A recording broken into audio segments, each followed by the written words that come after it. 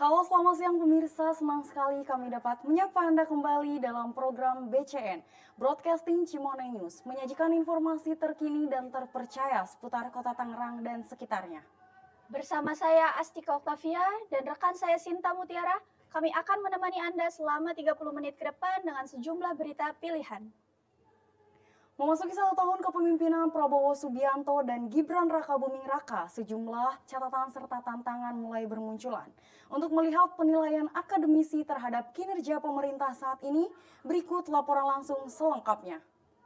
Selamat siang Sinta Mutiara dan Astika Oktavia di studio. Saya Jalia Ulba melapor langsung dari Universitas Islam Syekh Yusuf, Kota Tangerang.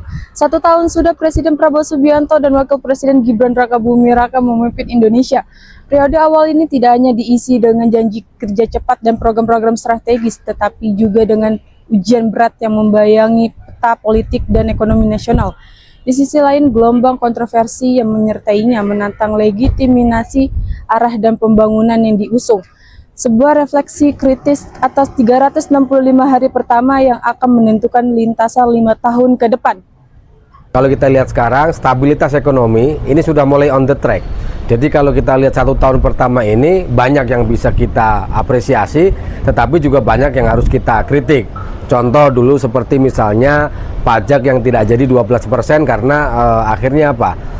Masyarakat ribut. Soal gas 3 kilo misalnya, masyarakat juga ribut. Nah, saya kira bahwa itu yang harus menjadi titik tolak evaluasi, bahwa menurut saya overall dalam pandangan besar 1 tahun ini saya kira kendali pemerintahan Prabowo Gibran itu baik gitu ya, dalam hal stabilitas politik. Karena memang stabilitas politik lah yang menentukan nantinya stabilitas ekonomi, stabilitas sosial dan lain sebagainya gitu.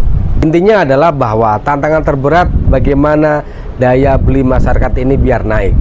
Makanya kalau Anda tanyakan tantangan terberat adalah bagaimana betul-betul birokrasi ini, birokrasi pemerintahan melayani masyarakat dengan baik, daya beli ekonomi masyarakat itu bisa naik. Saya kira itu yang harus menjadi sebuah catatan. Intinya adalah daya beli masyarakat, ekonomi masyarakat naik, penegakan hukum yang jelas, resources sumber daya uang dicari di mana-mana. Saya kira ini yang harus menjadi tantangan terberat bagi Prabowo Gibran. Refleksi 1 tahun mengajarkan kita bahwa jalan memimpin negeri ini tak pernah lepas dari 2 hal keterobosan yang memadukan kebekuan dan kritik yang mengingatkan pada arah yang seharusnya. Demikian laporan langsung kami dari Universitas Islam Syekh Yusuf, Kota Tangerang. Kembali ke Sinta Mutiara dan Astika Oktavia di studio.